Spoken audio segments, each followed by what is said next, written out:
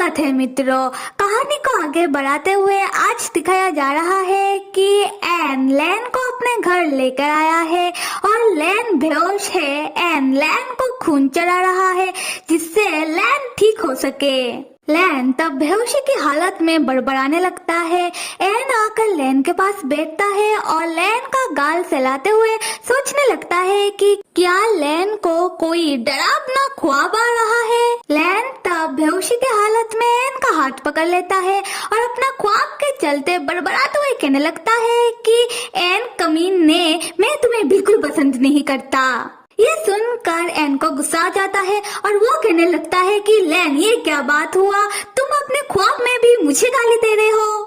कुछ देर बाद एन लैन का हेल्थ रिपोर्ट तैयार करने लगता है। उसी वक्त लैन बेहोशी से जाग जाता है। एन तुरंत लैन के पास आकर खून का पाइप लैन के नाक से निकालते हुए और लैन के नाक में जो खून लगाया था उसे साफ करते हुए वो लैन से पूछता है कि क्या लैन अभी ठीक है। लैन एन से पूछता है कि ये क्या था। एन बताता है कि लैन, देखो, तुमने कुछ नहीं खाया और तुम भूखे होने के कारण तुम्हारे अंदर का खून सूख गया था और तुम बेहोश थे, तो मैंने तुम्हें नॉर्मल करने के लिए इस मेथड का यूज किया। देखो, तुम अभी ठीक हो चुके हो। लैन एन से पूछता है कि क्या ये तुम्हारा घर है। तब लैन को याद आने लगता है कि वो तो क्लास में था जहाँ उसके अंदर का ज़ॉम्बी जाग गया था और उसने एन के ऊपर हमला कर दिया था। उसने एन का गला पकड़ लिया था। ये याद करने के बाद लैन एन का हाथ पकड़ लेता है और एन का गला देखने लगता है जहाँ पर लैन के हाथों से एन के गले में निशान आ गया। फिर लैन एन से सॉरी करने लगता है, एन से माफी मांगने लगता है, उससे पूछने लगता है कि क्या ये सब उसके कारण हुआ। एन तब अपना हाथ हटाते हुए लैन से कहता है कि तुम किस लिए सॉरी कह रहे हो और लैन को उसके गले का पट्टा देते हुए कहता है कि लैन, तुम ये डिवाइस को अपने गले में पहन लो। लैन पूछता है ऐसा क्यों। एन कहता है कि आज हम दोनों जिंदा इसी डिवाइस के कारण हैं। एन बताने लगता है कि जब लैन के अंदर का ज़ॉम्बी जाग गया था और लैन ने एन का गला पकड़ लिया था, तब लैन एन को खाने के लिए उसके गले में सिर्फ बाइट करने ही वाला था। उसी वक्त एन ने अपने फोन से शॉक बटन को प्रेस किया और लैन के गले में जो डिवाइस है उससे लैन को शॉक लगा और वो वहाँ ही बेहोश हो गया। उसके बाद एन ने लैन को ठीक करने के लिए अपना घर लेकर आया। लैन तब अपने गले का डिवाइस देखते हुए एन से पूछने लगता है कि क्या इस पट्टे में शॉकर भी है और तुम्हें कैसे पता कि मेरे ऊपर शॉक काम करेगा। एन तब अपने पास से एक और शॉक डिवाइस निकालते हुए लैन को थोड़ा सा झटका देते हुए कहता है कि क्या महसूस हुआ। लैन रोते हुए कहता है कि ये बात तो तुम मुंह से भी कह सकते थे। एन तब लैन को बताने लगता है कि लैन, क्या तुम्हें सच में याद नहीं, जब हम पहली बार मिले थे तुम्हारे अपार्टमेंट में, तुमने जब खुद को अपने अपार्टमेंट में कैद कर दिया था और मैं ऐसे क्लास प्री तुम्हें देखने के लिए तुम्हारे अपार्टमेंट में आया था और तुमने अपना अपार्टमेंट का दरवाजा खोलते ही मेरे ऊपर हमला कर दिया था। उस समय मैंने इस शॉकर से ही तो तुम्हें कंट्रोल किया था और उस समय मुझे पहली बार तुम्हारे राज के बारे में पता चला कि तुम मेरे क्लासमेट एक ज़ॉम्बी बन गए हो और साथ में मुझे यह भी पता चला कि तुम्हारे ऊपर शॉक काम करता है। खैर, उसके बाद एन लैन को उसका हेल्थ टेस्ट रिपोर्ट देते हुए बताने लगता है कि लैन, अगर तुम इतने घंटे तक भूखे रहोगे तो तुम्हारे अंदर का ज़ॉम्बी जाग जाएगा और हो सकता है कि तुम पूरी तरीके से एक ज़ॉम्बी में बदल जाओ। लैन तब अपना हेल्थ रिपोर्ट देखकर चौंक जाता है और अपना गले का डिवाइस अपने गले में पहनते हुए एन से पूछने लगता है कि एन, अगर मेरे अंदर का ज़ॉम्बी दोबारा जाग जाए तो क्या ये डिवाइस मुझे कंट्रोल करने के लिए ऑटोमेटिक मुझे झटका दे सकता है। एन कहता है कि वाह, तुम कितने स्मार्ट हो, पर तब का तब देखा जाएगा। हाँ, अगर तुम मुझे तुम्हारे ऊपर एक्सपेरिमेंट करने दो तो शायद तुम्हें कंट्रोल करने का दूसरा कोई उपाय ढूंढ लूं।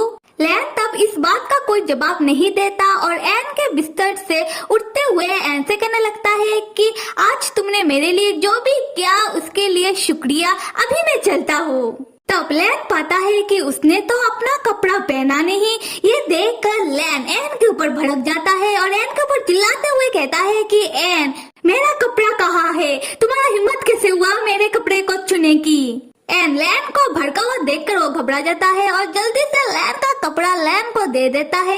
लैन अपना कपड़ा पहनने लगता है और एन अपने सफाई में लैन से कहता है, लैन देखो, मैंने तुम्हारा कपड़ा इसलिए उतारा क्योंकि तुम्हारा कपड़ा बहुत गंदा था। शायद तुमने अपना कपड़ा बहुत दिनों से नहीं धोया, तो मैं कैसे तुम्हें गंदे कपड़े के साथ मेरे बिस्तर में लेटा देता।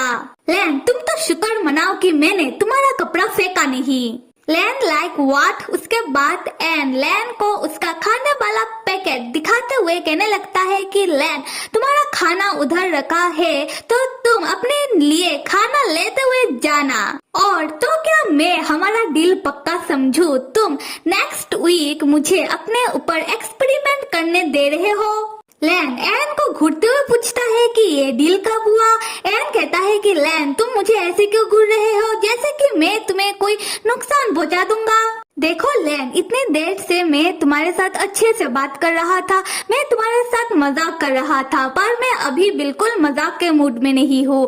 तो तुम एक बात समझ लो कि तुम्हारे पास मेरे अलावा दूसरा कोई चॉइस नहीं है। तो मैं ये चाहता हूँ कि तुम हमारा ग्रुप ज्वाइन कर लो और हमें तुम्हारे ऊपर रिसर्च एक्सपेरिमेंट करने दो, और इसके अलावा मैं तुम्हें दूसरा कोई ऑप्शन दूंगा भी नहीं। और मैं तुम्हें जो भी कह रहा हूँ ये तुम्हारा भलाई के लिए है। लैन पूछता है कि क्या तुम मुझे ऑर्डर दे रहे हो और इसमें मेरा क्या भलाई हो सकता है? मैं क्यों मानो तुम्हारा बात? मुझे बिल्कुल मंजूर नहीं। एन एटीट्यूड में कहता है, सही है, मुझे समझ नहीं आता कि तुम एक बार भी मेरा बात क्यों नहीं सुनते हो। क्या तुम्हें ऐसा करके मजा आता है? तो मैं इसमें क्या कर सकता हूँ, पर मैं चाहता हूँ कि तुम एक बार मेरा बात को मानो। मैं तुम्हारे भलाई के लिए तो ये सब कह रहा हूँ। लैन कुछ सोचने के बाद एन से कहता है कि क्या कहा तुमने? तुम्हारा ग्रुप? पहले तो तुम कह रहे थे कि सिर्फ तुम्हें मेरे ऊपर रिसर्च करना है, अभी तुम मुझे कह रहे हो कि मैं तुम्हारा टीम, तुम्हारा ग्रुप ज्वाइन कर लूं। अरे हाँ, यह बात मेरे दिमाग में पहले क्यों नहीं आया? तुमने जो मुझे एक्सपेंसिव ये गले का पट्टा, तुम्हारा डिवाइस जो दिया है, ये तो तुम सिर्फ अकेले ला नहीं सकते। फिर लैन एन से कहता है कि इसका मतलब एन लैन को लैब ले जाकर जहाँ एन का टीम लैन के ऊपर एक्सपेरिमेंट करेंगे। तो क्या एन ने लैन को लैब का चूहा समझ के रखा है जहाँ उसके ऊपर सब मिल के एक्सपेरिमेंट करे? लैन कहता है कि लैन बिल्कुल नहीं चाहता कि सब लोग लैन को एक मॉन्स्टर के नजरिए देखे और एक मॉन्स्टर की तरह लैन के ऊपर एक्सपेरिमेंट हो। और ये समझने के बाद अभी तो लैन बिल्कुल नहीं मानेगा एन का बात। ये कह के लैन एन के घर से जाने लगता है। एन लैन को जाता हुआ देखकर वो लैन को रोकते हुए कहता है कि लैन अभी एक ज़ॉम्बी बन गया है, वो अभी एक मॉन्स्टर है, तो वो सबके लिए खतरा है।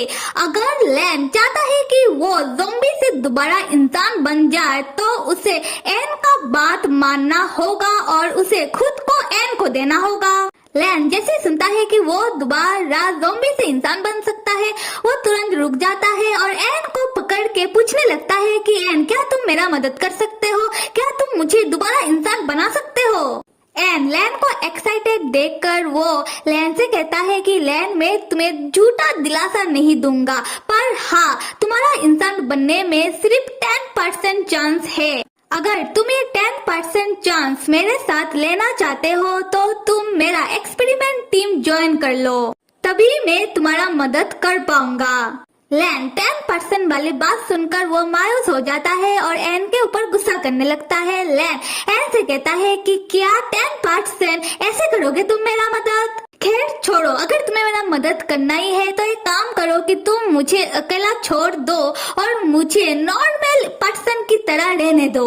इस बात पर एन लैन को पकड़ के खींचते हुए अपने घर के अंदर ले जाते हुए कहने लगता है कि क्या नॉर्मल पर्सन? मुझे समझ नहीं आ रहा कि क्या तुम बेवकूफ हो या फिर तुम्हें अच्छा लग रहा है खुद को झूठा दिलासा देने में। खैर फिर हम देखते हैं कि एन लैन को अपने घर के अंदर ले आकर अपने लैपटॉप में वही हॉस्पिटल वाला न्यूज चलाकर लैन से कहता है कि लैन, इस न्यूज को ध्यान से सुनो और याद करने की कोशिश करो कि क्या तुमने कभी भी इस हॉस्पिटल के बारे में सुना है या फिर तुम्हारे डरावने ख्वाब में कभी भी यह हॉस्पिटल आया है। तब हम लैन को देखते हैं जिसे इस न्यूज में बिल्कुल भी इंटरेस्ट नहीं है और तब न्यूज में बताया जा रहा था कुछ माह पहले एक एक्सीडेंट हुआ था जहां कुछ लोग चल बसे और उन लोगों के बॉडी को हॉस्पिटल ले जाया गया और कुछ रहस्यमय तरीके से उन लोगों के बॉडी के साथ कुछ तो हुआ है और फिलहाल पुलिस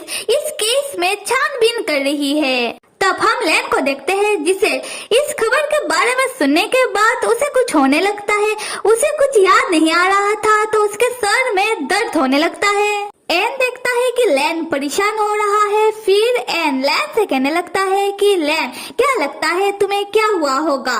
खैर एक बात बताओ, अगर एक लोग दूसरे लोगों को खाने लगे तब हम उन लोगों को क्या नॉर्मल कहेंगे? क्या तुम नॉर्मल हो? उसके बाद एन एक खंजर ले आकर लैन के सीने में स्टैब करते हुए कहता है कि लैन, शायद तुमने एक बात नोटिस नहीं की, क्या तुम्हें दर्द हुआ? ये देखकर लैन चौंक जाता है कि एन ने ये क्या किया। और मेरे प्यारे मित्रों, आप सब लाइक, सब्सक्राइब और कमेंट करना तो बिल्कुल भी मत भूलिएगा और ये स्टोरी कैसा लग रहा है जरूर बताइएगा। Till then stay with me and see you.